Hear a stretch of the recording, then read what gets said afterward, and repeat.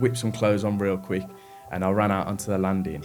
And as I stood there, this bloke was on my stairs. He kind of like looked up at us, which was like, it was horrible at the time because he had a balaclava on and a hat, so it was just the eyes. Grabbed Nala, we went into my little girl's room, and I just dragged the chest of drawers in front of the door. As long as like Loz and my little girl were okay, and Nala obviously, as long as they're okay, that's all I care about.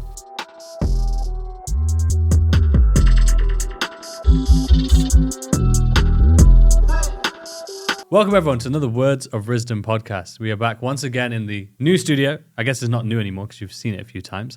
But we're here with my good friend Kieran Duff. Pleasure to be here, man. Thank you for having me. No, it's my pleasure. My pleasure. I know I got you in last minute. Yeah, we've been trying to set this up for a while, haven't we, I guess. Yeah. And Riz texted me a couple of days ago and just said, if you're free on Wednesday, and here we are. There we are. The best way to do it, you know. It's always like the unplanned things. Yeah, I had to check with the missus. I said, I am free on Wednesday. That's how it is, isn't it? But you know how we like to start this? We like to start with just getting to know you a bit better, knowing about your journey, how you've gotten to where you are today, and then we take it from there. Awesome. Yeah, so I first got introduced into the markets, as I was saying, in 2017. Got introduced to crypto, funnily enough, through my dad. He called me when I was on the way to Manchester. I was working at Enterprise at the time. And he said, have you ever heard of Bitcoin? And I was like, no, I never heard of Bitcoin. And he basically just told me the Bitcoin white paper for an hour and a half, like, you know, the whole journey I had to Manchester. And I was just enamored because at that time it was sort of coming from an angle of, this is Bitcoin, this is crypto, this is the markets, let's make money. And so I started delving deeper in with him and buying a few cryptos here and there, then slowly got introduced to trading, but in a very, let's say, small way. Like I wasn't doing any education, I wasn't using leverage, I wasn't, you know, it was very simple. I was swapping assets and looking at charts and thinking, oh, this has gone down, but that one's gone up, so you know, flip between the two. And then I started doing like tiny bits of education, understanding some stuff, but then I switched jobs and I kind of took a back seat on it. Then a few years later, or a couple of years later, we're talking about 3.5, 4 years ago now, I sort of picked things back up, went into FX instead, got introduced the traditional way, as everybody does, with signals. I know I was talking about this earlier. I joined the community of just this, I'm not going to mention names, but this god-awful course, which had a community that just wasn't active, paid a few £100s to do that. And I very quickly realised that this wasn't what I was sold, sort of thing. And so I then kind of brought who is my best mate now, because we bonded so much through trading. We didn't know each other that much at the time, probably like 6 months or so. I brought him into trading and I said, let's learn this together, let's do it. And so we sort of went all in, learning from different people. I know I told you, like, I picked up most of my stuff from TradeZella, but over the years I've learned from and joined various communities. So I don't know if you know about KB by Sam. So I joined KB's community. That massively helped me in the early days because it was more when I was still thinking very...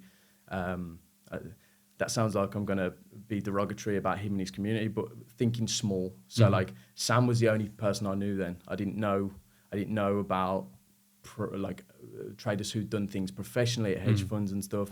And so he sort of took me to that level and his community. And then at that point, my eyes were open and I sort of thought there's so much more to this than I ever knew. And that's when I found out about prop firms, because I remember starting to get a little bit of success and then thinking there's got to be an easier way to scale this up without just having to flip accounts and whatnot. And I remember finding FTMO and thinking, God, what a scam. I was literally looking through FTMO's website thinking, there's got to be a catch here somewhere. This is too easy, make 10%. And then, you know, I had my backside handed to me by the markets for probably 6 to 8 months trying to pass the challenge, realised how tough it was. Then I ended up learning from TradeZella through modules of his course that, you know, me and my friend purchased. And then I joined Offshore Keys. I don't know if you've heard of Offshore Keys. I haven't. They're brilliant guys. They are like really nice, really genuine. Bit like yourself with the Vipers. It's it's a relatively big community. They are all active. I just personally nowadays don't resonate with their trading style. It's more. I wouldn't say SMC, they have their own sort of nuances, but it's down that road, you know, looking at like runs on liquidity and breaks of structures and stuff. And so now I've taken a very backseat approach. So I'm a swing trader now. I look for 1 or 2 setups a week, you know, usually. Sometimes I'll be more, sometimes I'll be less. But yeah, that's where we are today. Been through highs, been through lows, done it all. As it should be, you know, as it should be. And, you know, going back to when you were sort of first starting out, how did you navigate that? Because I imagine, as you mentioned, you started off with sort of a kind of a poor or negative experience in a community. But at the time, you probably might not have known, I would imagine, because you were new. Yeah. So how was it then sort of kind of finding out, okay, this maybe isn't the best place, and being able to push yourself and motivate yourself and not be sort of put off from the industry? I think I'm quite an ethical person, and I felt as though the service I bought into was missold. And so at that point, as soon as I sort of thought this guy's being unethical, or this group of people are being unethical, they've sold me a course and a community and a mentorship that's not actually there. There's got to be more to it. There's got to be a reason why they've sold me this. You know, the market is there, it's active, people make money. But then I'm looking at you're driving a Lamborghini, or your friends have got Lamborghinis or Range Rover SVRs. I want that. So I'm still going to pursue this journey of trading, but not with you, you know. And then I sort of started looking elsewhere, going on YouTube, Baby Pips, obviously, speaking to other people who've been through it. And I know I was saying to you earlier, we sort of broke away from that community. So there was me and my friend Chris, and then we had sort of took 10 or 15 people, and we kind of formed our own group and our own community, because the Facebook group I was in, there was no messages ever. From nobody, so it was sort of like it was just dead. So do you think you kind of kept and sort of grouped together with the people who were most motivated and driven and focused? Yeah, they wanted it more than the people who would just sit back and, you know, say, well, this is wait for someone else to come in. Yeah. Because I've obviously seen a lot of people, as you can imagine, go through negative experiences in the industry. And when they experience something, no matter how big or small, you know, it's obviously hurts a lot more when it's a large amount that's been paid or invested, if you will. But no matter how big or small, I've seen people, 2 different minds. One where they're, not that they're more driven or focused because of it, but it hasn't deterred them. Yeah. But then I've also met people where it's deterred them and sort of, you know, I don't know, what should I do from here? Or, you know, there's no point in me continuing this, etc. And, you know, it's interesting to see. I think it comes down to, obviously, as you talked about, there's like, what do you want? Yeah. What is it that you're trying to seek? It's about your mindset, isn't it? You know, if you get put off at the first hurdle, then your heart wasn't really in it. You know, whereas I know I was saying to you before, I've been through all the trials and tribulations, and every time, you know, it felt like you've been hit in the face with a brick, you get back up, you go back out there, and you just do it again, and you do it harder, you do it better. You know, when I first started, I was working like 5 hours a day trying to learn how to trade and stuff, whereas now I'll do 12 to 15 hours a day, and I don't even bat an eyelid. You know, it doesn't tire me out because I enjoy it, and that's because every time you get knocked down, me specifically, I just get back up and do it again. And that's sort of formed who I am, and I think I resonate with people who are the same. I know you're very much like me in that respect. But it's very easy for somebody who's not, and I would be the same if it was in either a different career field or something else I was doing. If my heart wasn't in it and I come up to a roadblock, then I'd probably think, do I want to push past, or do I turn around and go and do something else that I really, you know, want to do, sort of thing. Definitely. And you mentioned, obviously, when you first heard about the crypto, when your dad called you, I was going to ask you something about that, but we'll come back to that bit in a moment. I was going to ask you about, you know, working and trying to learn and navigate these things. You know, that's something that a lot of people struggle with. How did you find that sort of balance? In terms of crypto or trading? Crypto and trading. Were you working when you were getting into trading as well? Yeah, so I sort of think with crypto, during 2017, I didn't really know much. I wasn't bothered about learning. I sort of joined during the bull run. Okay. So as a lot of people did, you know, 2 years ago, they join and they just go, I just want to make as much money as I possibly can. So look at whatever's not moved up or pumped, and I'll buy that. And so that was sort of the mindset that I had. Then coming into trading, I just looked online, found people, Twitter, Instagram, and that sort of stuff. Yeah. But how did you manage like working alongside trying to learn and learn this skill that requires time and effort? How did you balance that? Because I know at the time did you have your partner as well? Yeah. She's been there since the start. So I remember she's witnessed it all. She's been through the highs and lows with me, man. I can't lie, she's golden. And she supported me the whole way, as of my family. So when it comes down to like time management stuff, I find it relatively easy because she understands everything. So, specifically. So like when we were living together, if I or even now, if I just say I'm going to the office for a bit, there's no questions asked. It's like, okay, you've got to do what you've got to do. But in the early days, I mean, I was working 8.5-hour days, and then I was traveling like an hour there, hour back. So that's like 10.5 hours. So I'd get up early, get ready, leave the house, do what you got to do. Get home from work, walk the dog, have tea, sit down, and then I'd be like, I don't know, 7 o'clock, and I'd be like, I've just got to do it now until I get to bed. And then I was going to the gym as well. So there was a period of time where I didn't really have much time, but I'd just cram it in wherever I could. And then slowly things started to, stack up. The knowledge stacked up. And then I went into furlough, and I was still working at that point. Okay. And I was one of the first people in my company to be furloughed because my job at the time, I was like a data analyst or we called it data migration. And there wasn't much work for me to do. So they sort of said, Key, do you mind going on furlough? I said, that's absolutely fine. And then I just went straight in, 12 hours a day, sat, because she, Lars, my partner, she was still working at the time. Okay. But I think she was pregnant at this point. So she was working from home, and we literally just sat opposite each other all day. And I just worked and worked and worked and worked and worked. Got my arse handed to me again and again and again by the market. And like I was saying earlier, when I was trying to get funded, it was months of just banging your head against a brick wall and not getting anywhere. But then by September 2021, that's when I left my job to do this full time. So I've been doing it full time, what's that, a year and a half? Yeah, maybe? Year and a half. Yeah.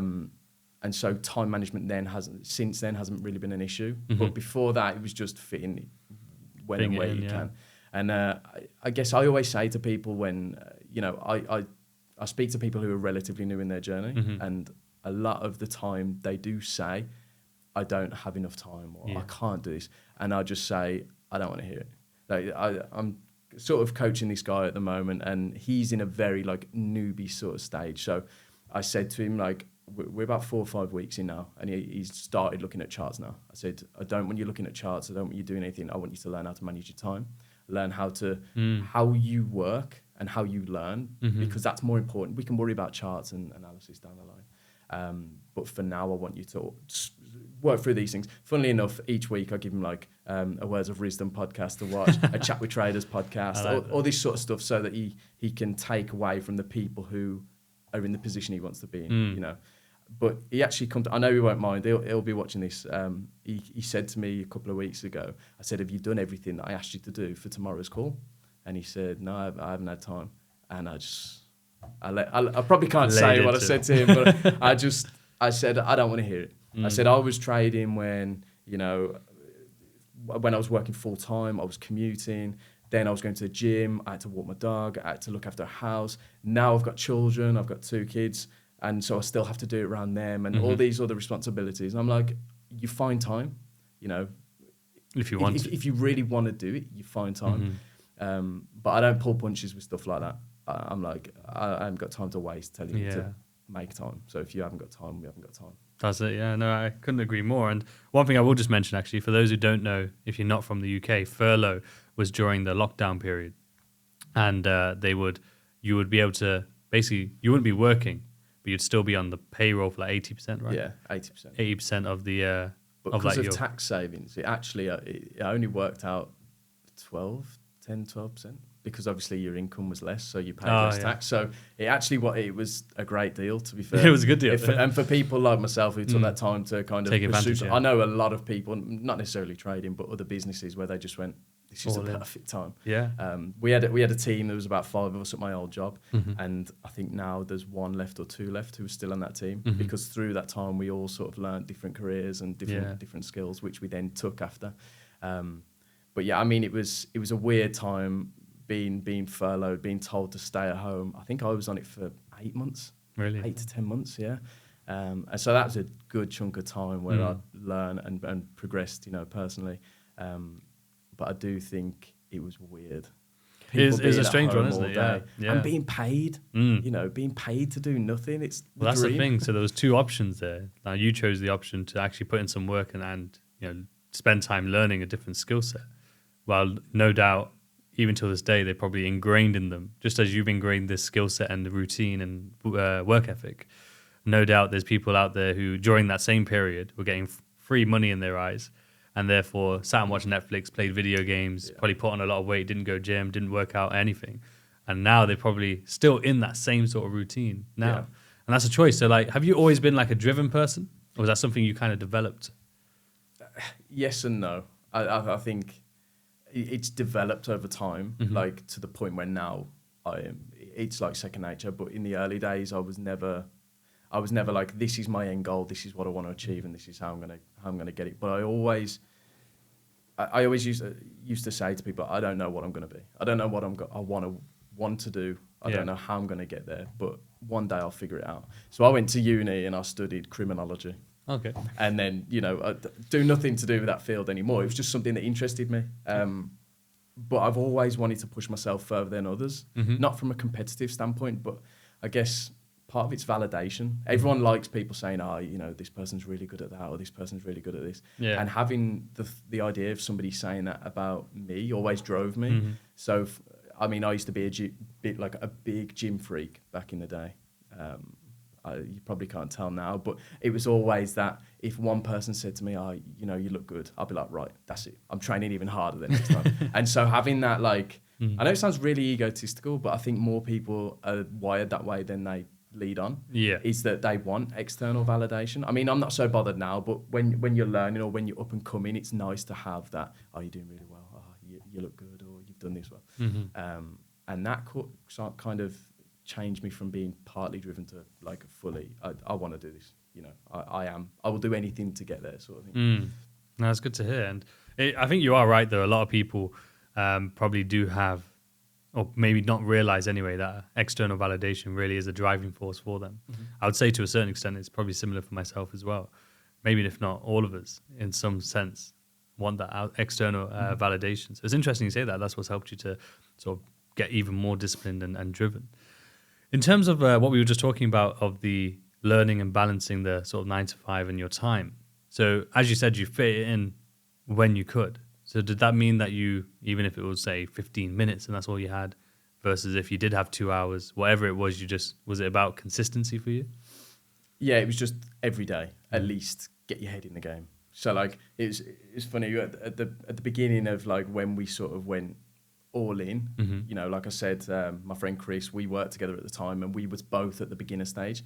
So every morning we'd get there and we both had an hour-long commute. So we'd, potentially listen to podcasts on the way, or it was trading related. It wasn't always music the old way. It was sometimes a bit of learning, Then we'd get there, we'd meet up in the canteen, and there'd be BBC News on the telly, and we'd sit there and we'd just look at it as if we knew what fundamentals were, and at this point, and we'd try and guess what was going to happen. Oh, that's bad for the market, And then we'd go to our desk, we'd quickly pull up the charts, and that in itself was 15, 20 minutes, of just getting your head in the game. Even though we're about to start a day of work, we're like, okay, we're thinking about it, and then we'd message each other throughout the day, just on the work computer, have you seen this? I've just pulled my phone out, and we'd be doing that every day or constantly. So our minds were constantly ticking, and then I guess after work it was as much time as you can just put into it. And we used to, throughout lockdown, we was literally on calls all day. So we'd be on FaceTime, or not FaceTime, Skype or Zoom. And then he'd come over to mine. I know it was probably illegal at the time, but he'd come over to mine. We'd sit in the garden and we'd just chat about stuff. And it was just great to have someone there who was an accountability partner. That's it. That's what I was going to ask you, actually. So how useful was it having this accountability with your friend? I don't think I'd be where I am without him, to be honest. I say that, I probably would have ended up at a community and stuck with a community. But like I was saying before, I'm fairly introverted. I like my own space. I like my inner circle. If I have a circle of 5 people, I like to speak to those 5 people separately, sort of thing. Yeah. So I don't necessarily gel with communities. I don't thrive being in a massive group. So having Chris there, where we still talk all day, every day, even now. We work on things together now, I wouldn't be here without him, because when the days got tough and things happened and, you take 10 stops in a row, I'd just say it to him, he'd be like, so, it's part of the journey. And then I'd be like, okay, back to it, And probably the same for him. He's a lot younger than me. I think he's probably going to butcher. He's either 23 or 24 now. But at the time, he was like, I want to say 19, 20. Okay. And so he was very young, but he's Polish, so he's got a very cutthroat attitude. Okay. And that helped me because obviously I was a bit of a whiner. I'd be like, oh, I've taken 5 stop outs or blah, blah. And he just goes, so it doesn't matter. What do you want me to do for you? Cry for you? But yeah, it's helped massively. Amazing. So would you say kind of having that, it wasn't really reassurance or like a shoulder to cry on, quite the opposite. It was more like a slap in the face or slap on the back to just go back. Yeah, I'm extremely creative. So I think of different things, like different ideas, whether it's business ideas or different setup ideas. Or we actually had an office together. We rented an office for a month. So he experienced this firsthand, sitting next to me all day, every day. Okay. And so I would constantly just throw things, Chris, what do you think of this? Chris, what do you think? And he, like I say, he's Polish, so he's very cutthroat, and he just goes, no. And I'm like, okay, that's that dream shut down, we'll move on. But I need that because otherwise go out of control. I'm a bit like, I'll just spiral. Whereas he goes, no. And I'm like, we complement each other so well, Definitely sounds like it. And, it just goes to show a lot of the time people are always trying to search for people similar to themselves or the same, same mindset, same thing. But a lot of the time it's probably not a good thing, because if you all got the same mindset, you might have the same mistakes and bad habits, and then you're all doing that together. When having someone who has maybe an opposite or not, it doesn't have to be polar opposite, but some different form of a opinion or mindset, as you has rightly shown there and highlighted, that it can be very useful. Mm-hmm. And have you done the similar things for him? So maybe where he's being too cutthroat? Yeah, we've run businesses together in the past, and it's always complemented each other well, because I will sometimes bring the idea and then he will mold it to how it should be. Okay. And so we kind of bring our heads together and take the best of me, the best of him, and bring it into this whole new idea. And so I've definitely done the same for him. Incredible. Yeah. No, that's good to hear. Amazing to hear. And going back then to what you said in regards to your dad calling you about Bitcoin, so that's a bit of a unique one. Normally it's the opposite way around. Dad, there's a thing called Bitcoin. Normally it's the opposite way around. So how did that go down? Where did he learn about Bitcoin? I think through one of his friends. To be honest, I could be wrong, but I'm sure one of his friends told him. Okay. He was a firefighter, so they all are a real tight knit group of guys. One of them told him, and then literally out of nowhere, he texted me and he said, "Have you got 10 minutes for a chat?" So I was like, "Yeah, what's up?" And then he called me. We ended up on the phone from Birmingham to Manchester, so it was like an hour and a half drive. And he was just telling me about it, telling me what he knew, so that it was, a decentralized peer-to-peer network. Like the whole white paper. Yeah, they literally spilled off the just reading the whole thing. It was, I thought, are you Satoshi? It was just ABC, this is what it does. And then we sort of just got involved together and just started buying little bits and bobs, and kind of even now, he's still very much in the crypto industry. He's very hands off. He's not like a trader. He's not, but he still keeps up to date, and he watches videos and does sort of stuff like that. But it's changed him as a person. I've said this to him before. We have a very different relationship now to what we used to have. Okay. Because this whole him introducing me to crypto has now shaped my career. I would say, because I probably wouldn't be into trading if he hadn't have called me. Of course, yeah. And so we have that common ground where we both went on the journey together, and he's a massive contributor to that because he introduced me. And so, yeah, but it's funny because he knows all the acronyms and the funny sayings that you get in crypto. So we just goof around all day. Yeah. He's a funny guy. It's good. No, it's good to hear, because otherwise it's either you get that, which is, I would say, a bit rarer, where they understand what you're doing and understand the industry to an extent, versus the opposite, where it's like, what's this crypto stuff? Yeah. Or randomly, it's like, I heard about this coin. Yeah, what do you think? And then, then you're having to explain that. No. They're like, but so-and-so said this, or this newspaper, or this article, or this tweet said it was good. And then you have to try and explain to them, no, not, don't listen to these things. So I guess it's a great dynamic to have. And again, very unique method of getting into the industry. Yeah. Normally it's the opposite, where it's like the parents are saying, it's strange. Yeah. To have somebody of that older generation. And, again, he'll be watching this and he'll be laughing because he was not like that at all. He was very reserved. He always says he was institutionalized because he worked for the fire service for so long, and they get you how they want you to be. Yeah. And so you're very reliant on them. And even now, their pension's fantastic. So he still relies on them now to a degree because he's being paid their pension. But this opened his eyes up to like a whole new world of stuff, and he's just changed as a person. And it's great for me because he understands what I do. And so every day, like he'll text me or he'll come in and he'll be like, "You got trade on?" Not today. Tell me about it. Have you overtraded today? I've lost 3 times. Give you beats instead. But it's interesting you say that about changed as a person, right? Because I've spoken to a few people now on the podcast, and they've said very similar things that. Yes, though the trading journey is very hard, very difficult, very painful at times, it changes them as a person. So regardless of profit, just that change that is forced within them, or even the self-awareness that they have because of trading and the journey they've gone through. Is that something you've experienced as well for yourself? Yeah, I think if I were to go back to a 9 to 5 tomorrow, I would probably be the best employee ever because, you'll know this having run a business and being a full-time trader. You are your own boss.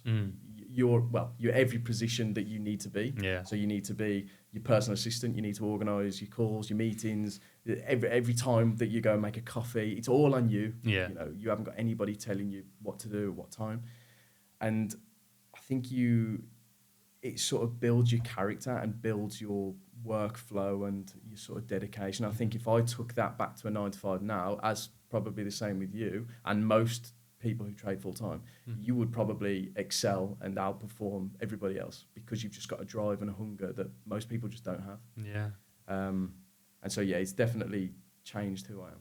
Yeah, no, I definitely agree, and I think that not only that, but also just understanding the work ethic. The work ethic is just so different on this trading side. I know we talk about time freedom when you're doing it full time, etc. But at the end of the day, the work ethic, even with that time freedom, it still requires a lot of effort, a lot of work, especially to obviously to get there. But even when you've got there, to maintain it, still requires that discipline. So then, as you say, going back to a 9 to 5, you probably would be the most efficient and probably top performer in the building. It'd be a life of luxury, getting paid to work less hours, and do easier job depending on what you do. It's life of luxury. I've always said that. I feel jealous of those, not jealous like properly, but I actually feel in a way jealous of those who are very happy with a 9 to 5 in terms of they are actually content. They don't care about trying to do anything more. They're content with that life. And the reason why is because I wish I could do that, because then it would be so much easier. Don't get me wrong, there are struggles that come with that life and that choice anyway, in terms of like maybe the limitations of choice. But as long as you're content with those choices, then I'm guessing it's fine. But that's why I feel that sort of jealousy, if you will, because it's like I wish I could be that way. Because otherwise, now I've had to go through torturing myself and based on my decisions and my own choices. And I wish I could just sometimes just not have to do the above and beyond, putting all these different things together. But for yourself, obviously, like you said, you mentioned doing full time now. So that back then you had not the struggle, but the focus of having to fit things into progress. Now, obviously, you have more free time. Obviously, since then as well, you've got a family as well. So they take up some time, of course. But how have you found then, obviously, having this free time? Because this is actually something that a lot of people struggle with. And I'm not sure if it's something you did as well, but like they suddenly now have all this time and all they do is sit on the charts. I've got 4 screens set up, so I've always got 2 screens with charts open, just because I don't sit there staring at them, but I enjoy it. It doesn't feel like a chore to sit and watch charts. But then the other 2 screens, I'll either have TweetDeck open or something that I can watch or read or listen to, and then I'll work on my bottom right screen. So I'm always like focused on that, so I'm not too bothered about spending time watching the charts. But in terms of time freedom, it's a weird one because I now have less time than when I worked a 9 to 5. Okay. So I work more hours. I get up earlier sometimes, depending on how my little ones sleep. Yeah. Get up earlier, I go to bed later, I do more work. So, you know, I might get in the office at 7, half 7, work till 6, go spend a bit of time with my little ones, have some tea, go to the gym, walk my dog. And then I'll go back in the office and I do a lot of work with people from America. Oh, okay. Which I'm sure we'll get onto in a bit. But they're always available at like 8, 9 p.m. UK time. And so I can't tell them to get up earlier and call me at a time that suits me, you know. So I sort of cater around them. So I'll be having calls at 8, 9 o'clock, and that sometimes spills over, and then I do my analysis for the day. And so I don't really care about not having the time, as long as, I know it sounds cliche, as long as I can see my little ones and then get my work done. So I've seen both of my little ones, my little girl and my little boy. I've seen them both born, and I haven't had to take a 2-week paternity. Yeah. You know, I've watched them both grow. And I mean, he's only 4 months old, but my little girl, she's 2 years and 2 months. You're getting in trouble now. You're I getting in trouble, you are. She's going to watch this. What are you talking about? I you know, I've watched them grow up. So that to me is my time freedom. I don't care that I work longer hours. I don't care that I work hard, as long as I've seen it. If I was to give up trading tomorrow, I wouldn't care, because it gave me that period of time where I could see them every day, you know, and be around them. Yeah. But I mean, I don't want to give up trading tomorrow. It's just you know, hypothetical. Do all that, but no, I definitely appreciate that, and I feel the exact same way, because it wasn't the exact same for me, but I was working in the trading space first when my daughter was just born. Like literally a month after she was born is when I went and worked in London, and then by the time she was coming up to 2 years old is when I went, you know, full time and was just doing my own thing, and had that time freedom. So I've got to enjoy that time, you know, and since then have as well. And as you say, you do work more hours, but would you say, do you class it as work? Or is it just like you're choosing to do this thing every day? I'd say yes and no. Like, yes, it's work, because I think if you don't treat it like work, it's not going to treat you like it's work. You know? You're not going to get the payoff that somebody whose head is down. Yeah, you have to treat it as serious as well. Yeah, you've got, it's a business. You know, no matter how much people say, oh no, I'm just trading, it's a business. If you don't treat it like that, it's not going to pay you like a business. But what was the question again? In regards to like, do you feel as if it's like, you know, like if you were going to a job, you know, you would feel a certain way, you know, maybe I don't want to go today or whatever it may be. Does it get that feeling, or is it more like, you know, the passion behind it really? Nah, I have too many driving factors to feel like that. And I enjoy it for, you know, anyway. I enjoy like opening a chart, analysing it. I enjoy keeping up to date with like global macroeconomic events and all stuff like that. I just enjoy it. I don't know why. It is what it is. There's no real clear answer, you know. I enjoy it and I don't know why. I get what you mean, actually, because if someone wants to ask me why do you like it, I don't know what I'd say to them. There's people that hate it. I've known people who have been quite successful and they hate it. I actually used to, in that community that I was talking about earlier, the one that we sort of broke away from the scammers, there was this guy and he worked full time. And it's a funny story, because I used to have a go at him all the time. And when he worked full time, he used to set limit orders, and he was really profitable. Like he was outperforming me. Like, and I was sort of thinking, can you give me secrets? Like, how are you doing this? You know, you're working full time, and then you're hammering it. And then he got put on furlough, and every day did his ass, and he just lost every bit of money that was in his account. And then in the end, threw in the towel and just quit. And I said to him, you know, when you're not managing your positions, when you just look and go da da da, and he said, I just don't enjoy it. You know, if I'm not at work and I'm looking at the charts, I don't enjoy sitting there and waiting for this. You know, and I sort of thought that was really interesting, because I'm the complete opposite. I love sitting there watching charts and thinking, if it drops 100 pips, that's where I'm going to buy. Whereas he was like, I want to sell it to where I want to buy it. You know, and he just had a completely different experience and didn't enjoy it. Definitely. It's just interesting, isn't it? Because it's like everyone is different. Everyone is so different, and, you know, different perspective, different thought patterns. And, you know, two people can look at the exact same chart and see two different things. The exact same chart, same, you know, time frame, everything, and see two different, you know, completely different things. And I've always just found that fascinating. That's one thing I enjoy, I guess, because it's like figuring out your own jigsaw puzzle. You know, it's not like you're sharing that, you know, experience. You you can talk about the market together. You can talk about your experience and compare experiences as well, but it's always going to be individual in the end. But that brings a problem to new traders, I think, because one of the biggest things when people start out is they idolize people who are there, people who've done it. You know, so they'll go on Twitter and they'll see, you know, somebody with 400,000 followers post a chart. Yeah. And I tweeted, I don't know if you read my thread the other day, and I actually covered this as a topic, and I sort of said you need to cut external factors, because if you look, you know, I used to do it myself. Do you know who Trader SZ is? I think he's actually from Birmingham, like me. Yes. But he's massive. He's got about 500,000 followers. Like, he's huge. And he, especially in the bull run, he was calling prices like pitch perfect. Like, he was day in, day out. And I was sort of watching him on Twitter thinking, God, this guy's insane. And so I would then analyse my charts and think, oh, his setup looks beautiful. Look on Twitter, and he's got the opposite.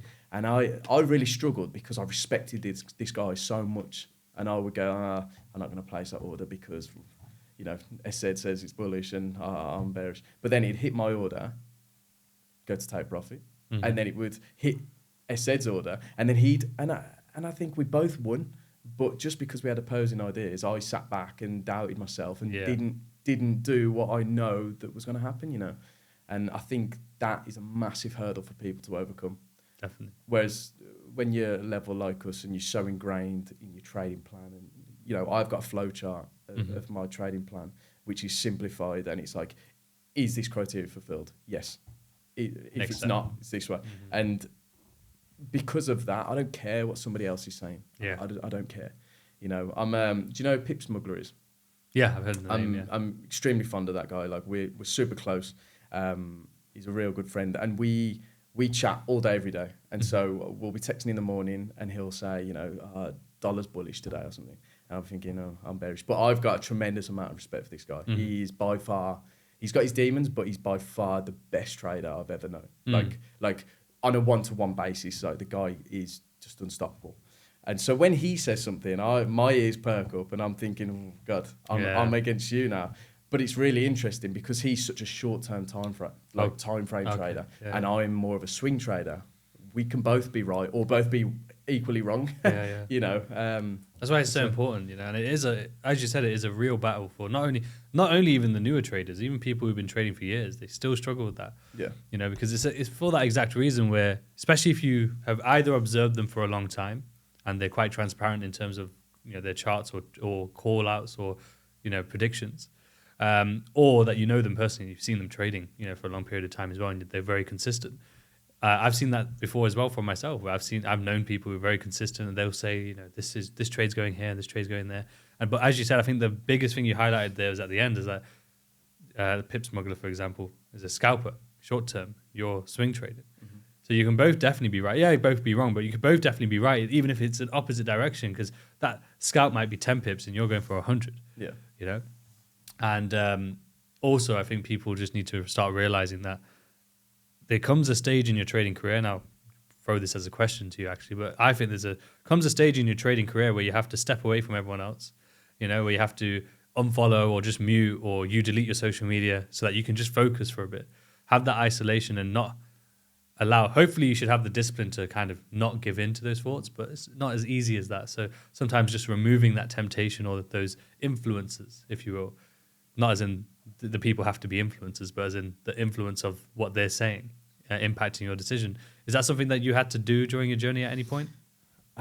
I never really struggled with, for like, let's say the past 2 years, I never really struggled with taking influence, because it was with the SZ stuff, actually.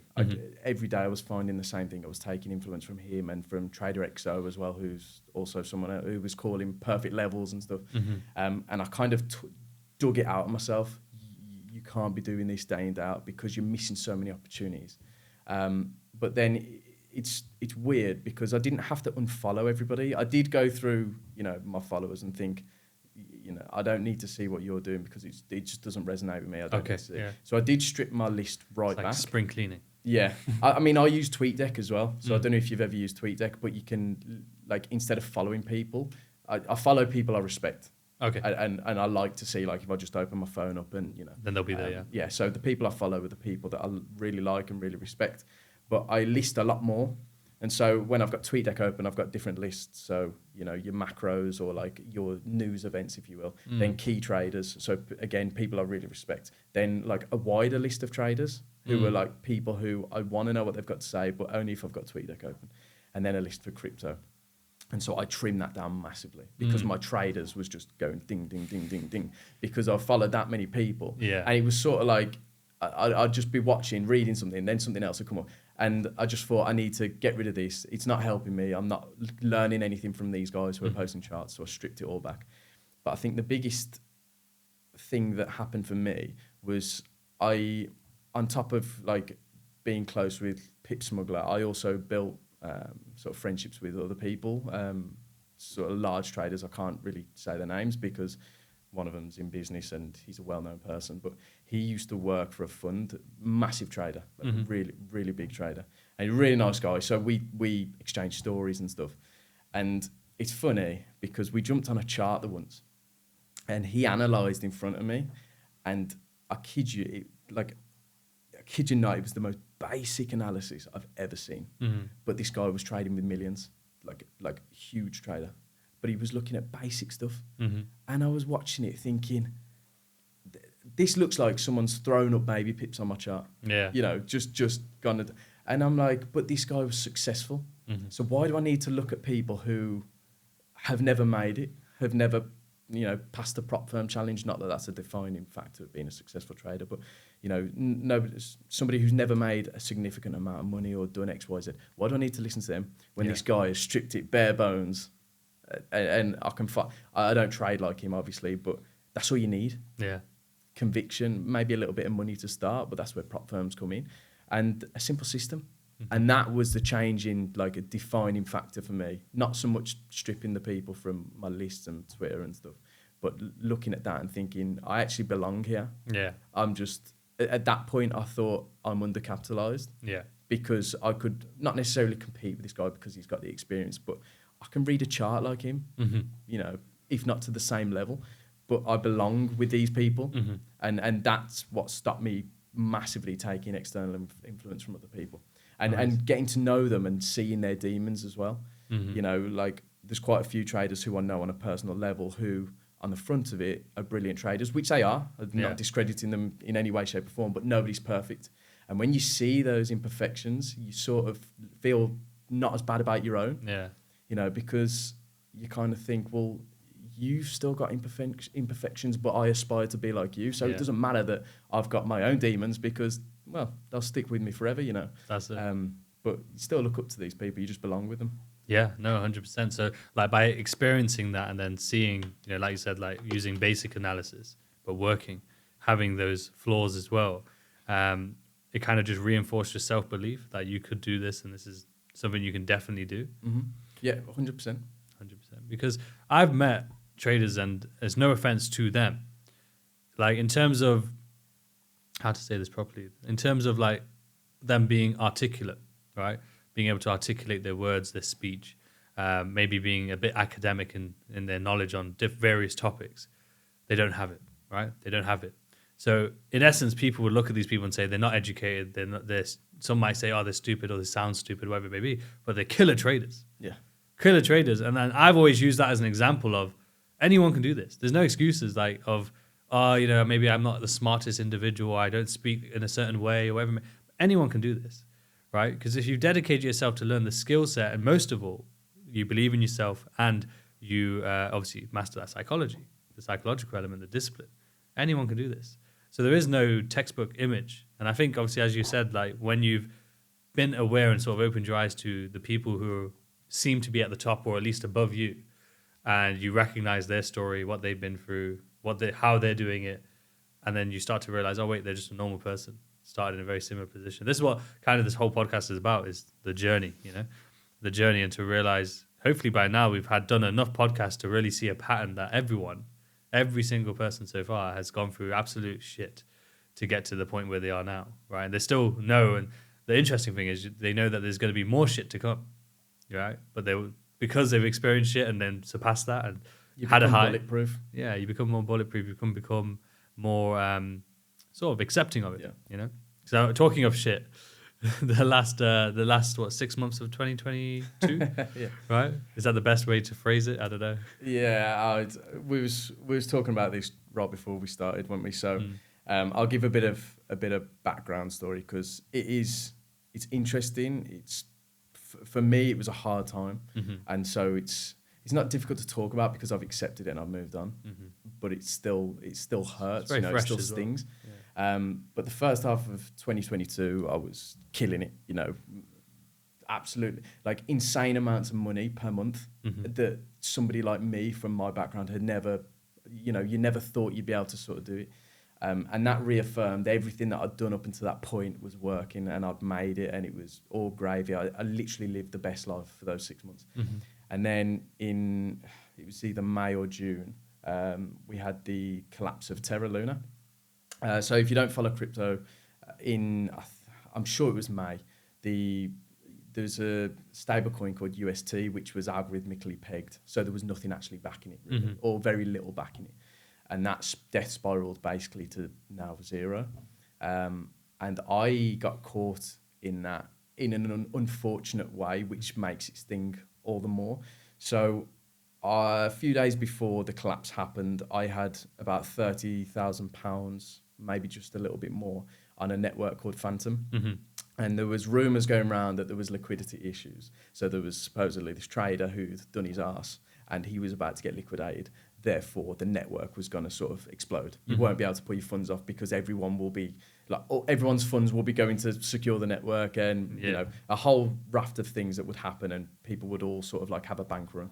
And so I panicked and thought, tell you what, whilst there's rumours, I'm going to take my funds off and I'm going to put it somewhere safe. Yeah. Whilst this blows over. So I took it off, I bridged it over to Terra and put it into Anchor and 20% APY. Just for a few days, few weeks, I thought we'll keep it there for now. And 3 or 4 days later, the crash happened. And I was actually sat in my little trading floor, the office that I had. And I mean, my boys, there's me, Chris and Jake, they both saw just the distraughtness in my face, if that's even a word, watching it drop. And because this was mine and Loz's money, it wasn't just mine, that made it all the worse. And I just saw it drop, and then our 30 odd K was now 25, and then it went back up a little bit as people's like sort of thought, oh, buy the dip, it's going to go back up. And then within 48 hours, it was like a couple of grand. And so we took the hit. We said, okay, we'll move on. We're rock solid. Something like that, it definitely shook us. Loz is your partner? Yeah, my partner, yeah. It definitely shook us, but we are so rock solid that we don't get at each other. We sort of sit down and go, okay, well, what are we going to do? How are we going to get out of this? So we sort of, we kind of just moved on from it. We were like, it is what it is. There's nothing that we can do. We can't go and ask for a refund, so it is what it is. But that massively affected my trading. So I was having bi-weekly payouts pretty much for the first half of 2022 from FTMO. I've been funded with FTMO since like May 2021. Okay. I've still got that account now. But then since like May 2022 up until like December, I probably had like one payout. I literally my head was not in the game. So that affected me for a couple of months, and I slowly climbed out of drawdown and started coming back, and I was getting back into it, and I was thinking, okay, we're there.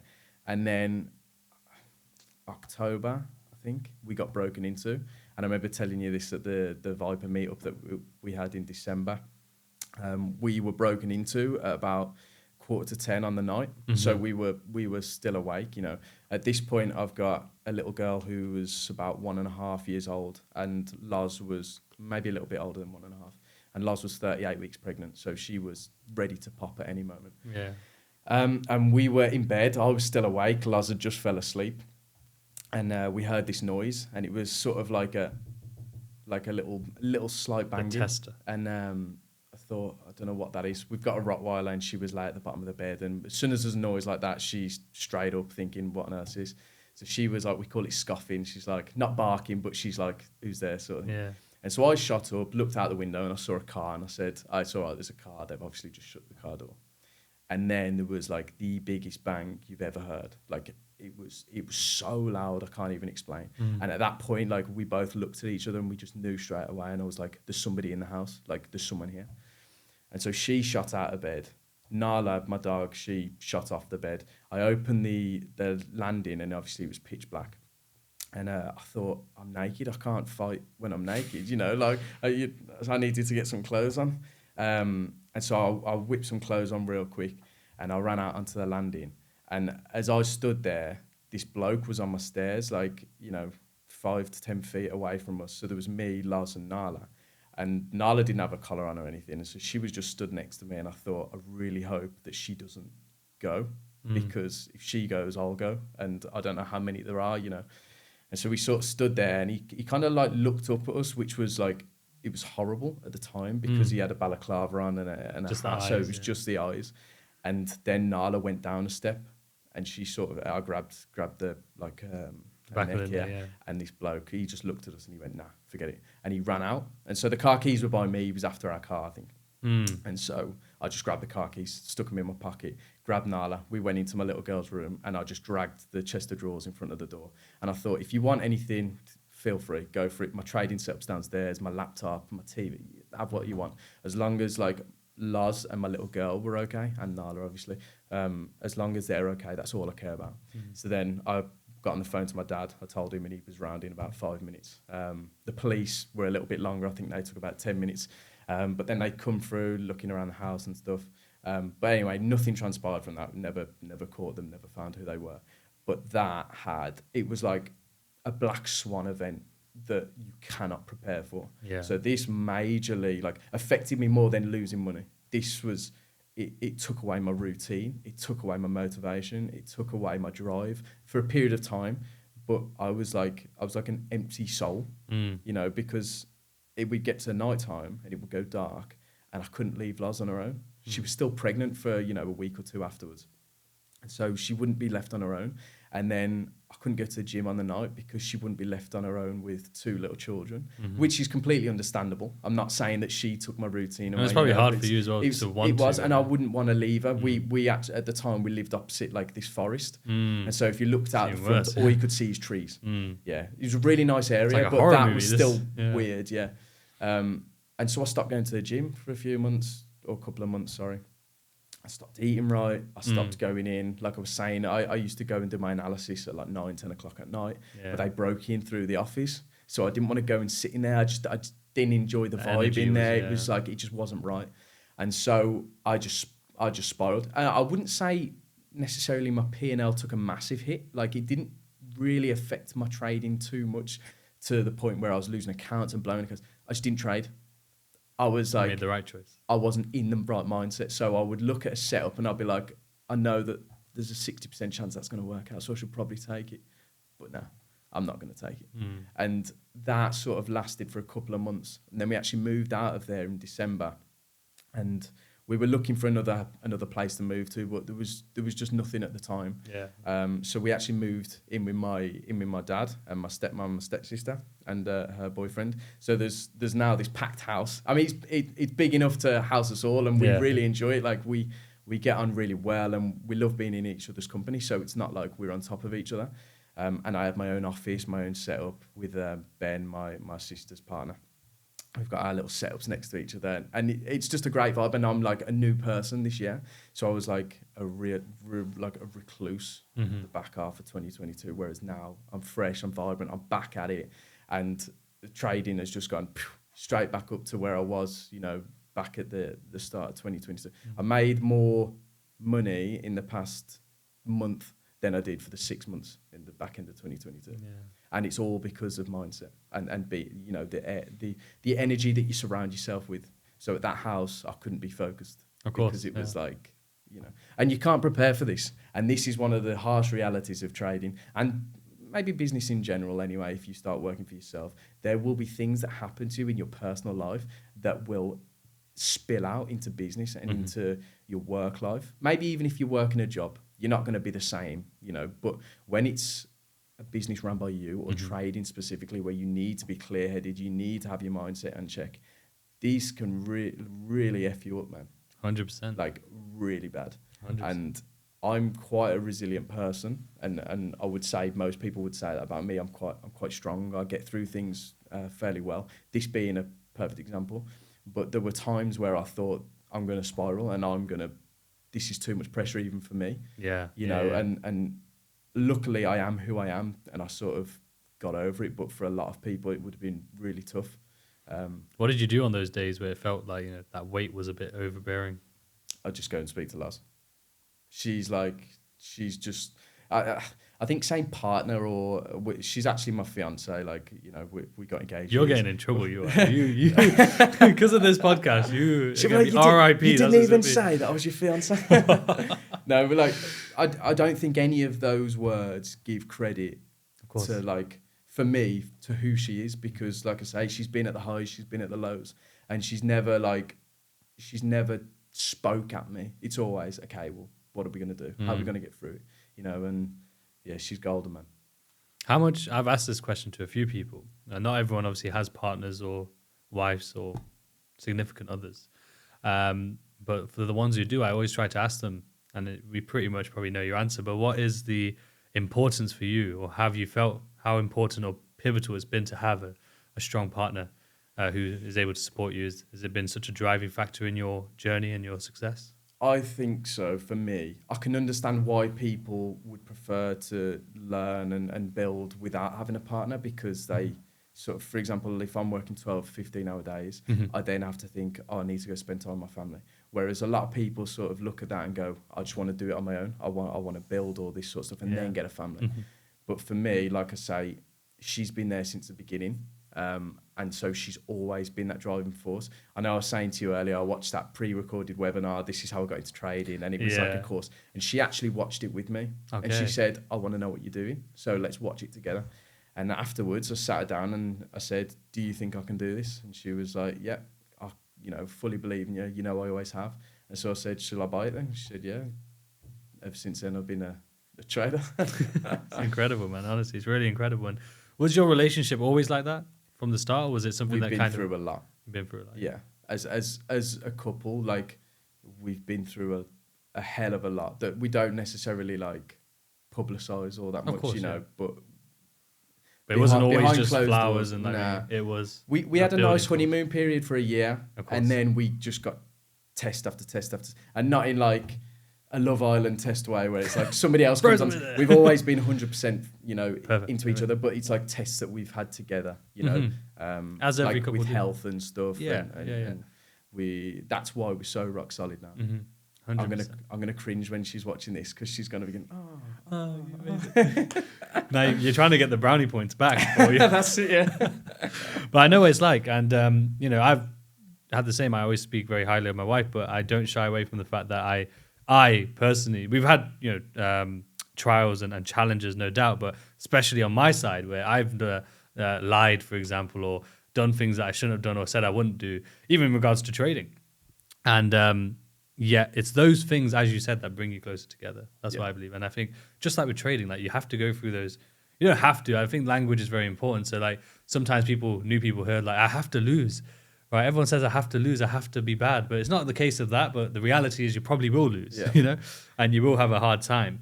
But it's those moments that build you into who you're going to be, right? And I think that happens in every area of life. So whether it's relationships, whether it's health, I think even health-wise, like really, because I grew up and I was very much a gym freak, like you're saying as well. And you wouldn't tell now. I'm back on it now, but up until I was about, I don't know, like 22, until I was about 22. I was on it every day, just on it. It was part of my life. It wasn't even like a second thought. And then only through going through the period of not being on it and putting on weight and being unhealthy could I then truly appreciate, oh, actually, this is really why I should have stayed on that. And how much work you put in when you was going every day, That's it. And but I think it happens in every area of life. And one point that you brought up earlier that I think we actually skipped over accidentally was what you mentioned about, you know, these things happen, you know, and the one thing people do not think about and put focus on in trading, or one of the things anyway, which is very important, is when these things happen in life, as they will, these random events that can't be planned for and will impact the psychology in particular. If you have a job, yes, it will still be hard, but the reality is that you turn up to that job, you do that job, and you're going to get a guaranteed income based on that salary, whatever the salary may be. While with trading is, yes, it'll be hard, your mindset will be affected, and then instantly, just because the mindset's affected, the higher probability of you doing something terrible in your trading and having negative results. So therefore, no income at all. Not only no income, though, is that you'll probably have minus, which only then seeps into more and more and more. And it's harder to dig out the hole. Yeah. Exactly. And a lot of people everyone looks at the idea of trading, the money, the freedom, etc. But then in terms of the actual reality of full-time trading, they do not think. They don't plan. They don't try to understand that, there's this much weight behind it. That's why I need to prepare finances in such a way, structure certain things in such a way, most of all, understand that these things can happen. Is that something that you already did in terms of like structuring finances, for example, like having buffers and so on? Is that something you already did, or is that something you kind of had to learn through the process? I did before I left my job. So we had like cash buffers, savings and all that sort of stuff. Since then, some of those reserves have been lost in various different ways. Some have been used through the period of 2022, the second half of 2022, I should say. But that was always something that I needed for me to be, or to say, I need to quit my job. Of course. So I had 3 criteria for when I was going to leave my job. And I'm very risk averse as a person, which is funny being a trader. Like I don't like risk, or maybe that's the wrong way to say it. I only like calculated risk where I know the bad outcome and the good outcome. So when I left work, the bad outcome was this isn't going to work out. You're going to go back to work. The good outcome was this is going to work and you're going to be living happily ever after, not including the black swans and all the trials and tribulations that comes with it. But the 3 things were I needed a cash buffer, I needed a second business on the side, and I needed to be funded by FTMO. So I got funded by FTMO, I had a cash buffer, a lot of which was in crypto. So I invested heavily in like 2020, right before the bull run. Perfect, because again, I knew about crypto from back in 2017. I also found like old bags of Cardano that I'd bought in 2017 and then refound like years later. Incredible. So I had this cash buffer. Like I say, some of it has gone to waste. I won't lie. I got involved in DeFi and lost bits and bobs here and there, but I also made a fair chunk of money. So that was sorted. And then my second business was, like I said, I used to be a data migration consultant or a data analyst, just to make it simple. So I actually set up my own little business on the side to basically do the same job that I was doing for my old company, but to do that for myself. So what would happen, the process would be a car dealership takes their data out of a system, gives it to a third-party person, they reformat it, analyse it, make sure it's okay, give it to me. I used to then do the same job as them and then import it into their new system. Okay. So I thought, okay, if I leave, what's stopping me from being that third party? They wouldn't need somebody here to recheck everything that I've done because I've done it for 4 years, and so I spoke to work. They were happy with that at the time. And so I set that up ready for when I left for them to flow, and which they did. I was getting loads of jobs throughout the first half of 2022, like 1 or 2 jobs a month, which doesn't sound like a lot, but when it comes to data, you can charge a couple or a few thousand for like a day or two's work. Like it's very good money. It's hard, and you have to be accurate and meticulous in what you do, but the payoff is definitely worth it. So had that set up. Sod's law going into the back half of 2022, the projects dropped and, there wasn't that much work coming in. But again, a lot of that is to do with the economy and the market's crumbling anyway. So these dealerships aren't necessarily looking to spend X amounts of thousands on changing their system, which I understand. But I had those 3 things, and that was when I said, I will quit work. And then not long after, I scaled my account to 300K. So I got another 200K. 300 in total. So I was sort of set, and that was in September 2021. I think I passed the 200K in September, which was, when did we get the office? I can't remember when we got the office. But I remember passing it in the office, and it was like this massive sigh of relief. I say office, it was like a little trading floor to us anyway. That's it. Great. But it was a place, it was a space. How long did you have it for? Just a year. Okay, nice. But then after that year, like it was coming to an end, and I was noticing because I had children who were now growing up, or I only had my little girl at the time. I wanted to see more of her. Yeah. And even though it wasn't ideal, I thought I'm going to start working from home. So we both made the decision, me, Chris, and Jake, who was with us at the time. We sort of said, like, let's start working from home. Let's give the office up. We've had a great run for a year. Like, it's been fantastic having our little space. Like, at our desks, we had the TV on with, like, Bloomberg and stuff. And it was fantastic. But ultimately, it made us appreciate working from home all that more. Like, Would you say it was actually quite a beneficial factor though to have that space? So you kind of treated it almost, as you said, like a job where you actually leave your house, leave that environment, and then go somewhere else where other people are also doing the same thing. So you're not alone, because a lot of people in trading, obviously, they find it quite lonely, right? And then also they find it hard to separate that home mindset versus the mindset necessary to progress and to trade, because they're doing it from home and they're just sat by themselves. So was that actually quite a strong factor of having this space? Yeah, definitely. I think having not necessarily the space, but having Chris and Jake there to speak to was huge. They were both very good friends of mine, so we'd go in, we'd all have the same goal. Let's be traders, you know. I mean, we were traders at this point. It wasn't let's be traders, but it was every day you come in, we got to make this work, you know, put our analysis on the screen and stuff. But having that separate space was like phenomenal for your mindset, because you could switch off at the end of the day. But then what I found is I started to appreciate not having to do things like driving to the office and driving back. It was only 15, 20 minutes. But when you add that up every day, that's like 40 minutes a day. And then you're looking at a few hours at the end of the week. Whereas now I work longer hours than I would at the office. And so that 40 minutes per day allows me to work more, like 40 minutes more, or stay in there. Because instead of having to get ready, pack everything up, take it out to the car, drive home, to go and see my family, I can literally open the door and they're there. And I appreciate that too much to sort of let it get in the way of, I need my own space, I need an office. And it's tough. Like, my little girl comes running in and she'll open the office door and she'll come up, and I have a panic because I have C Trader open and there's a hotkey, so if she presses something and I'm like, oh God. But other than that, like, I don't mind that. I like that. It brings me back to reality. You know? If I'm sat there with my headphones on and then I see a little face appear next to me, she's what I do everything for, you know, her and my little boy. So I look, and I don't mind that. I don't need that other space now. Whereas when I was building to where the position I am now, that space was great, because we could go and focus. And of course. So it really depended on the situation that I was in at the time. Definitely. But I would go and do it again, without a doubt. Hands down, I would get another office. I would have a bigger space, ideally, because with the three of us in, it was probably the same size as this room. So it was a decent size, maybe a little bit thinner. It was a decent size, but you sort of want to get up and walk around and not feel confined. So I would definitely do it again. That's good to hear. You're going to get offers now. People are going to say, Do you wanna they're going to say, you set it up and then I'll come. I'll just come visit you. That's what they do.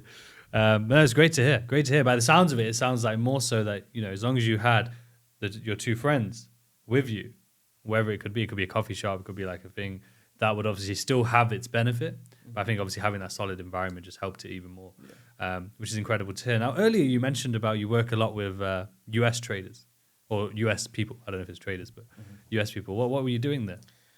So I've got a couple of things that I'm sort of working on the side. So obviously my main bread and butter is I trade full time. But I was approached, funnily enough, throughout the first half of 2022 again. I sort of split these up into separate time periods. I worked a lot on networking, especially in the crypto industry. So I got quite close to a few people, like let's say influencers and people who are building projects and stuff. And so I had some really good connections. And then one of them reached out to me probably August, September time. So whilst I was going through this period of, like, you know, turmoil, if you will, and he said, we've got this company who I work with, and they basically build out trading algorithms, and they're really interested in speaking to you. You know, they know your background through me, blah blah blah. Would you be interested in me setting up a meeting? So I said, yeah, let's do it. So set up a meeting. Started speaking to these guys who are based in America as well. One thing led to another. We're still working on it. So they basically tried to take my brain and stick it into a trading algorithm, which is hard because, and I always said to them, I'm such a discretionary trader. I don't trade black and white. Like, even if you go, here's my flow chart of yes, no answers, I still might look at it at the end and go, doesn't quite fit the bill. So it's really hard to build that into an algorithm. And we thought we had it nailed, and we was going to launch it in November, December time. And there was a repainting issue with the algorithm. So essentially what that means is it would flash up a signal, because we're working with two different time frames, because remember, it's trying to mirror what I was doing at the time. So we'd be looking for like high time frame fair value gap, and then a lower time frame entry. And it would confirm on the one time frame, but not on the other. And so that caused an issue, which we noticed when I was testing it personally, is that I woke up at like 3 a.m. to go and get my little boy's bottle. I was like, oh, it's activated a trade. I checked in the morning and the trade was gone, the signal wasn't there. And I was like, well, that's weird. It definitely told me last night. And it was because it flashed and then unflashed. So it said, oh, actually, no, now the higher time frame candle's closed. It was actually like you. It was using discretion. Yeah, it was, yeah. And so we had to go back to the drawing board and we built basically, I use a few indicators, so like daily ATR, I always bang on about that. So we had to sort of rebuild that because the code isn't public. So we had to talk. They've got a whole research and development team, Astrobit, they're the guys who I'm building the algorithm with. So I had to essentially teach them my strategy. And then their lead programmer, he's brilliant, like fantastic at what he does. He's had to build all these zone indicators for what I look for. So we had like ATR, fair value gaps, all this sort of stuff that we brought together. And I've got a meeting with them tomorrow, actually, where we're going to go over and we're pretty much ready to rock and roll with it again.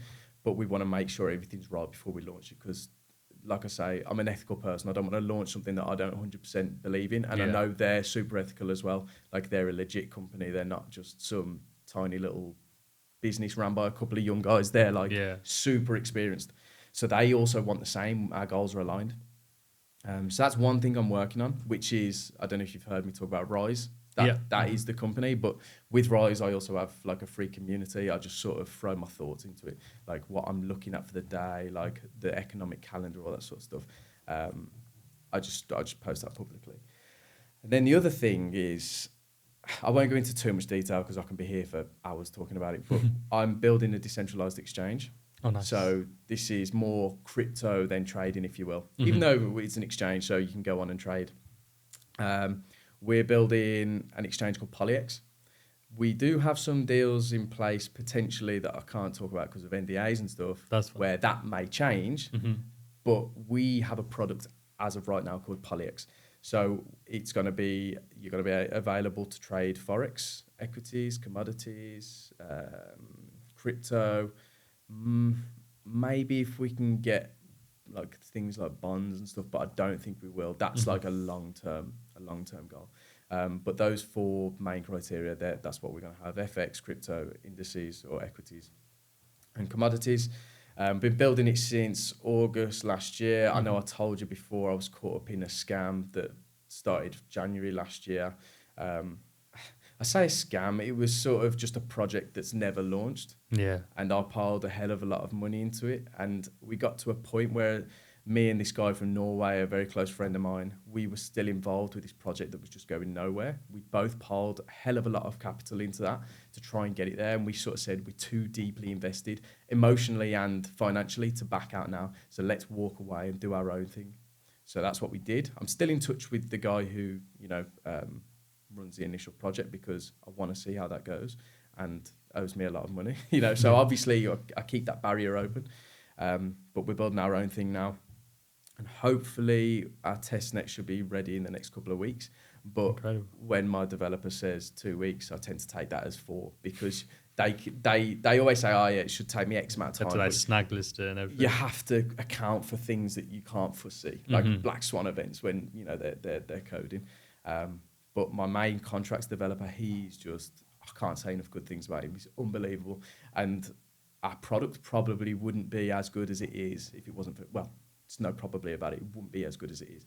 It's like he comes out, it's funny really. He comes out with these absolute banger of a statements and he does it quite often. Like to me at the beginning, he was just this developer who we knew through mutual connections. And we would talk and I'd say, can this be done? Yeah, it can. We'll do it this way. And then he'd just drop bombshells on me. We'd be on calls and he'd be like, oh, have you ever heard of the Hanson's robot, Sophia? In like 2016, they built that woman. This guy worked on that. No way. Like with the artificial intelligence side of things.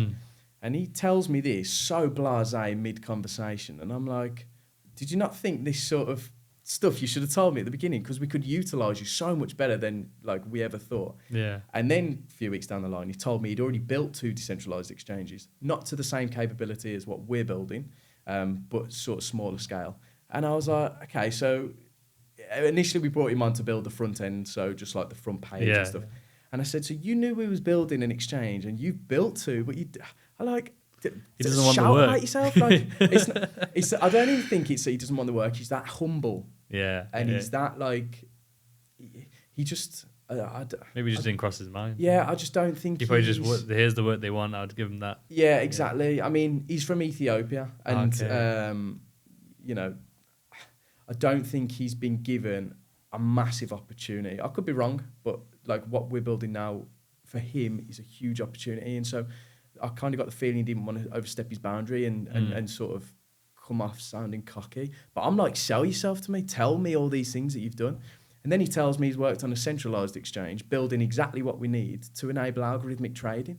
And I'm like, just sell yourself. Tell me all these things, you know. I don't want to have to find this out. Yeah. But no, he's a fantastic guy, man. And yeah, I'm hoping that should be launched very soon. Incredible. But yeah, like I say, there's a lot of details I have to leave out because that's okay. But it sounds really good, and obviously, you know, where did the passion behind that one come? Was it something that was brought to you, or you kind of just, I don't know.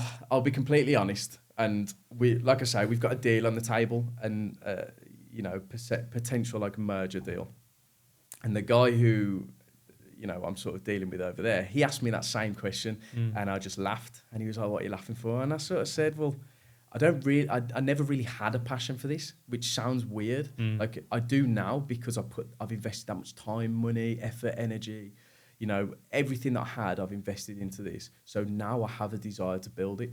But in the early days, I fell into this, you know, because I was brought onto a team. I was originally an investor into this DeFi project back in, you know, January 2022. Yeah. And then he ended up inviting me to join the team. So I joined the team because I thought my knowledge could help them move forward. Then that never launched. It changed to an exchange. Yeah. So then we pivoted to an exchange. That was probably mid-2022. And so I thought, this is great. This is like my realm. I'm a trader. Like, I really want to make an exchange now. And so that's where my passion sort of come for it. But I would say even then, I still fell into it. I didn't have this burning desire to go out and make an exchange. But then when we stepped away and did it ourselves, when we said, okay, this is taking too long and there's too many roadblocks, we're going to walk away and do our own thing. That's when the desire started. And that's when I sort of every day, because I work on it full time as well as like, you know, trading and stuff. That's when the desire to really launch it sort of come to a fruition, if you will. It's incredible because there's obviously, it's kind of, I think, what we said about earlier about, you know, sometimes you can plan things, but the best things normally end up just happening by themselves. Yeah. You know, and I've seen that as a pattern in my life and through a lot of people I've done the podcast with also. And just goes to show, like, someone was on the podcast yesterday actually saying about 5-year plans. There's no point in having a 5-year plan because you don't know what's going to happen. You know, I bet, I don't know, like 5 years ago for yourself, did you think you would have, you know, 2 kids now, for example? You know? No. And it's incredible though, because they're not having random things happen aren't bad things. They're actually, you know, normally a lot of the things that aren't planned are great. Yeah. You know, and then the black swan events happen, which are, you know, they feel bad, but a lot of the time they lead you into being, you know, they have the biggest growth, you know, and we won't see that at the moment, but maybe a year, few years later, it might have either been a decision that you made after that sent you here, which then sent you up all the way over there, or something that it just taught you that then allowed you to be a stronger person in the future, you know. And you know, it's incredible to see, because even though we first met at the back end of December, so probably towards the end of 2022 after all this stuff's gone on, but you'd never tell, you know. And is that something where at that point, was that sort of towards the end anyway, so you kind of just already accepted it? I think, like I say, I've always been quite resilient, and I don't hide things very well. Like that's not how I am. I don't. If something bothers me, I talk about it. And but I think I was that beat down with stuff that I just accepted it. It is what it is. It wasn't going to stop me from moving forward. And like I say, I'm bulletproof now. There's only a handful of things that will ever bother me again in my life. That's it. And you know, the majority of that comes around grieving and stuff like that. That's probably the only thing that will ever really dig deep at me, because I've been through it. As I know, like people like yourself, you've been through stuff in the past, and you're probably the same. You're probably bulletproof now.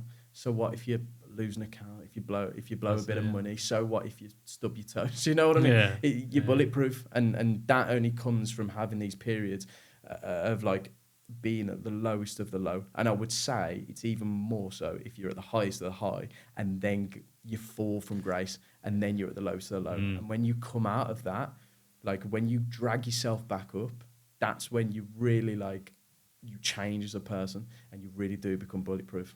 Definitely. I always say a quote that I heard from a song, which is like the bottom is where the start is. Yeah. You know, and especially as you said, when you feel at the highest point down to the lowest point, that's the true test, because a lot of people struggle psychologically because of those polar opposites there and experiencing both in quite one after another, especially if it's the other way around where it's the high to the low.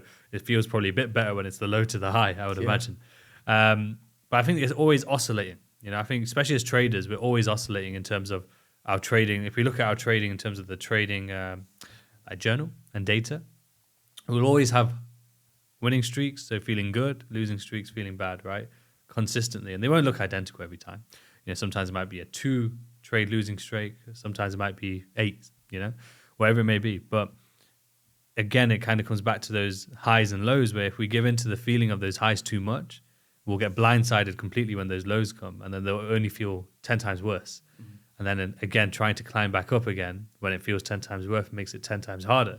While if you're able to, when in those moments, those highs and lows, understand that things will come, you know, things will change, things will adapt, the market conditions might change, might have to make slight tweaks, as you said, using discretion. That's something actually we can talk about in terms of discretion is how do you find that? Because a lot of people nowadays, as you can imagine, talk mechanical, everything has to be mechanical. And at one point I thought that too, but I think there's always an element that has to be there in terms of discretion. Because at the end of the day, you know, you might be aware of something, you might see something that would slightly change your point of view on that. What are your thoughts? I don't think you can be, unless you're an algorithm, unless you are programmed to perform in an A, B, C, X, Y, Z way. I don't think you can trade without discretion, personally. I know people will say, oh, yeah, I will. That loss doesn't bother me because, you know, it fit my plan. But every single person has discretion in everything that we do. You know, if somebody comes in here now and says, do you want a cup of coffee? We both have the discretion to decide for ourselves whether we say yes or no. And so when it comes to a setup, we might look at the same chart, we might see the same things, but I might have studied something in that much more detail for that much longer than you, that I would look at it and go, that's not going to work out. But you go, oh no, it fits the plan, so I'm going to trade it. So again, this was in the thread that I shared the other day about learning price nuances.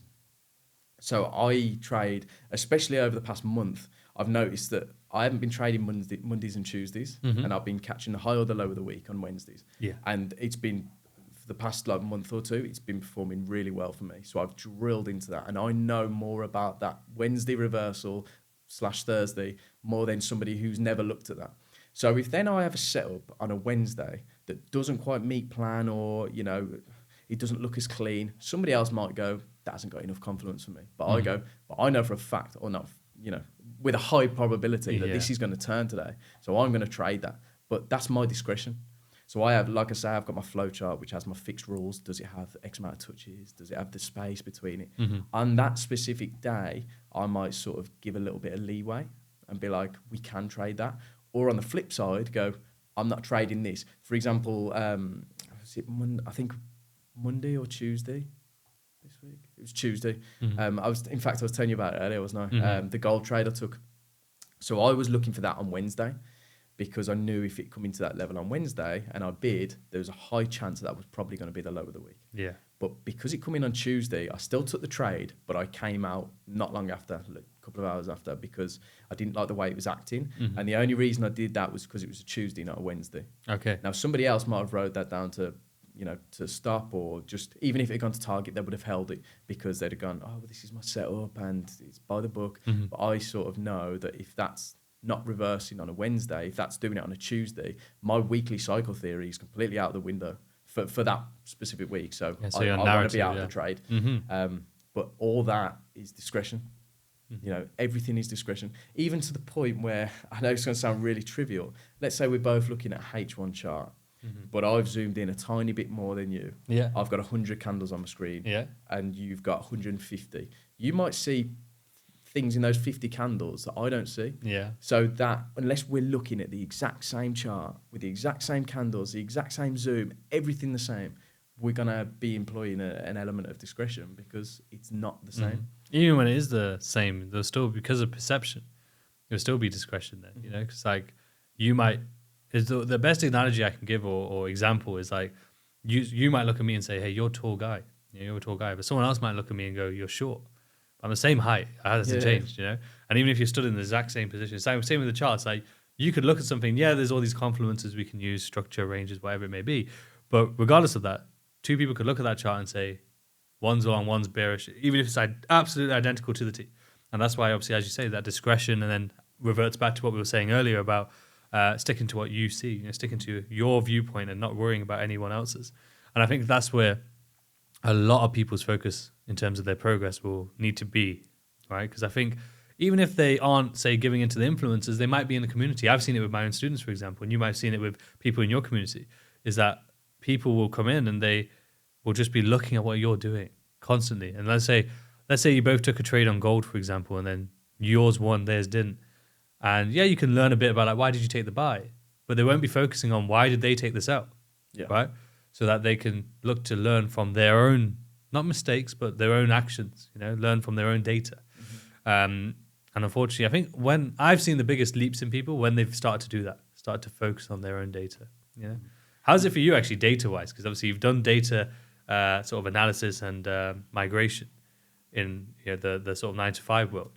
And then you're obviously trading is a lot of data as well. So has it been something that's kind of been easy for you, or? I mean, in terms of like, I set up all my own journals. It's calculates everything that you need. Like it's basically, have you ever seen Edgewonk?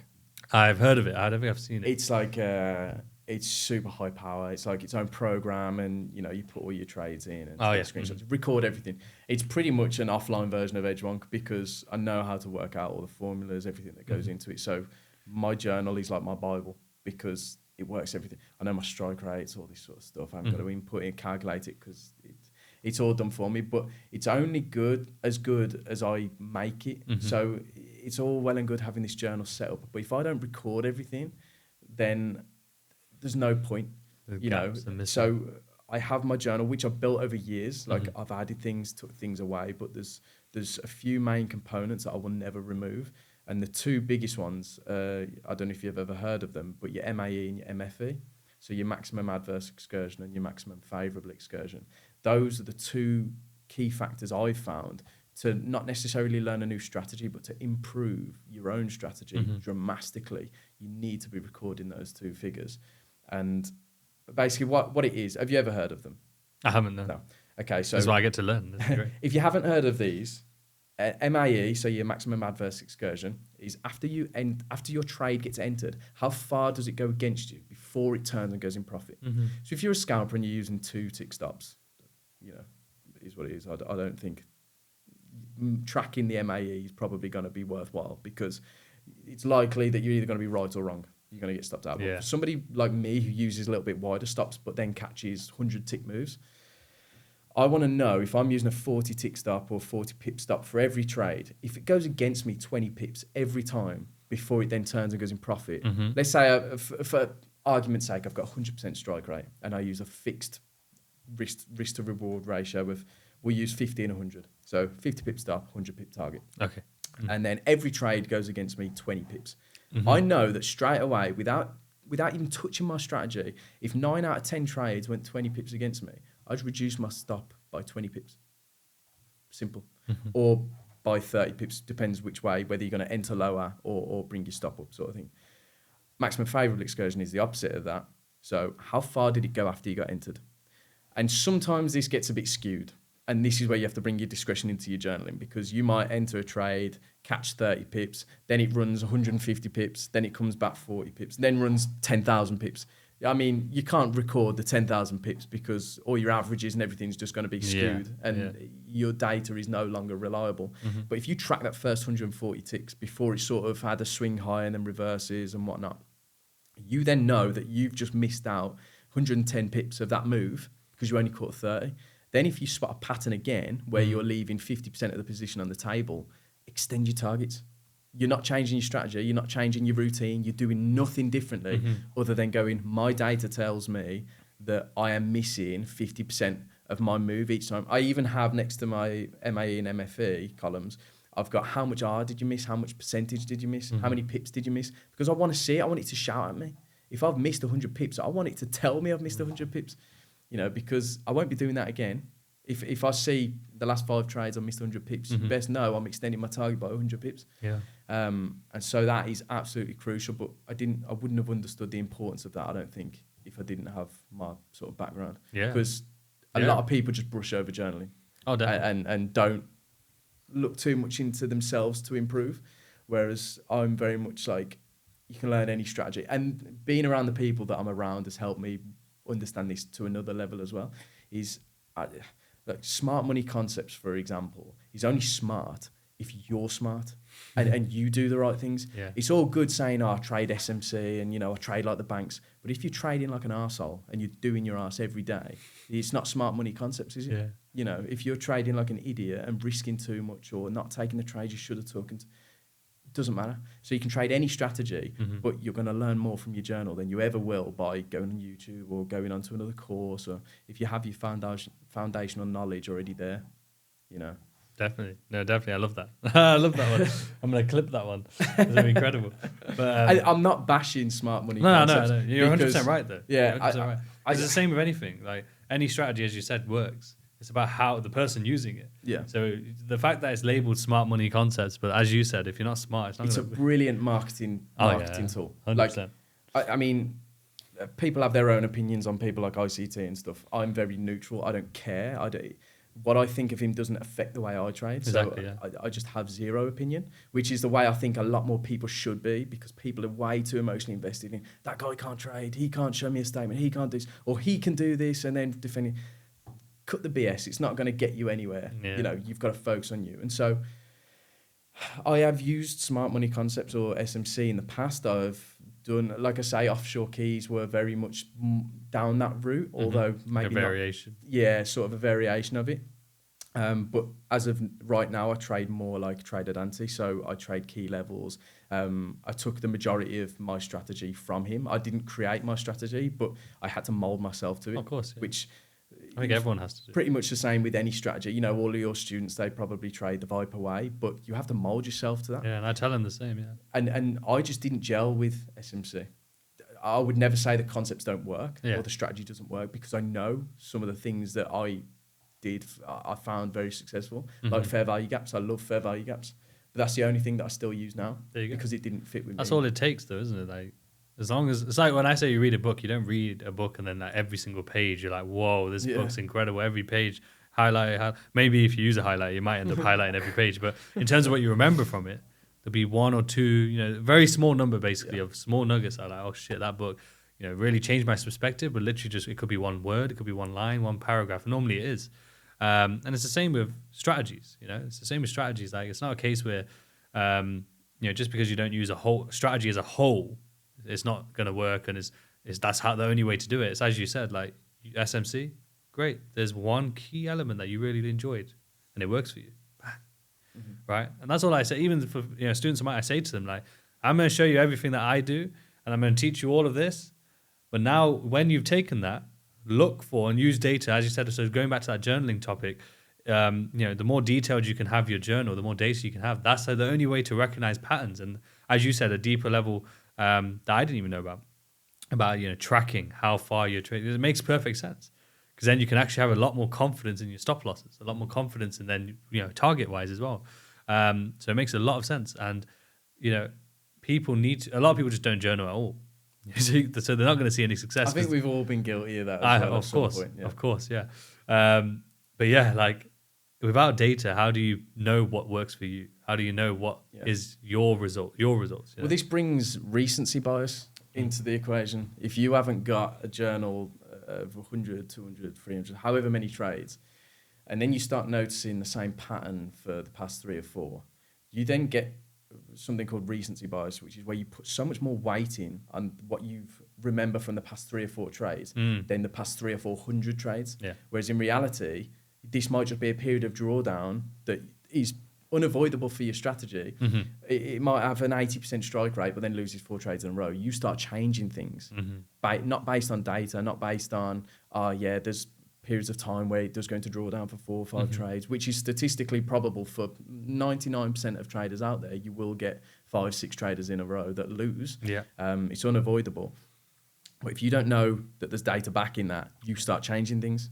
And again, I've been guilty of it when I haven't been journaling. Whereas now if I take losers that are like in a row, I go, what did I do wrong? Did I follow the plan? Did I follow how I've been trading in my journal? Or, you know, did I do something completely outlandish and different to what I've been doing for the past few months or past couple of years or however long? Or was it backed by data? If the answer is no, you shouldn't be doing it. You shouldn't be changing it. You shouldn't widen your stop just because the past few trades have been losers, or do X, Y, and Z. If your strategy works over an extended period of time, there will be periods of drawdown. Yeah. Don't put too much emphasis on the recency bias. Well, that's also why the journaling is so important, because then you'll know on average what a losing streak will look like, you know, for your strategy. You'll know that for you it might be 8, for you it might be 4, for you it might be 3, it might even be 10, who knows, depending on the strategy. But the only way you're going to realize that, as you say, is the data over a long period of time. A lot of people, I think, they judge it basically simply off one winning streak. This is the strategy now. This is the one I'm going to use. They start using it. The losing streak comes in as it should. That one's no good now. Let me do it again. And then they change. That one has the winning streak. They're like, oh, this one's now. Same thing. And then they just keep going up and down, oscillating like that.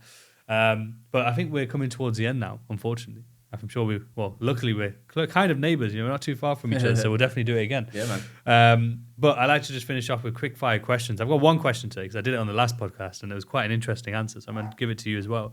But like, if you could speak to anyone in history, famous, not famous, doesn't matter who it is, but if you could speak to anyone from the past as a source of like knowledge or motivation, or just to hear, you know, just to connect with that individual, who would it be? Albert Einstein. Albert Einstein, yeah. Why? Because I don't know. There's just something about, I've always had an affinity for him, like, and the way he shaped the world. I don't really know. He would be my go-to for that specific question. But that's fine. I don't really. There's no right or wrong answer. You know, fascinating individual. I just love to get a piece of that brain. Do you know what I mean? What it's like. And so, after a minute or two, I'd probably be like, okay, well, we're done, thanks. But do you know what I mean? I'd love to experience that. Yeah, I hear you. No, I appreciate it. And well, thank you for coming down. I know it was last minute. We'll definitely do another one soon, hopefully. And especially when, say, the platform launches and stuff, or the algorithm launches, let me know, and then we can get one in then. 100%. But yeah, thank you for coming down. Thank you for sharing as well the experiences, especially the back end of the last 6 months of 2022, because it's not easy, and I always appreciate people, you know, sharing those not easy moments, because they're where a lot of people can see that we're all human, you know. We're all human. With it, yeah. That's it. And appreciate it. Thank you everyone for tuning in. Make sure you drop a comment with your biggest takeaway from the episode. Obviously the links for Kieran will be in the description below as well. But until next time, take care.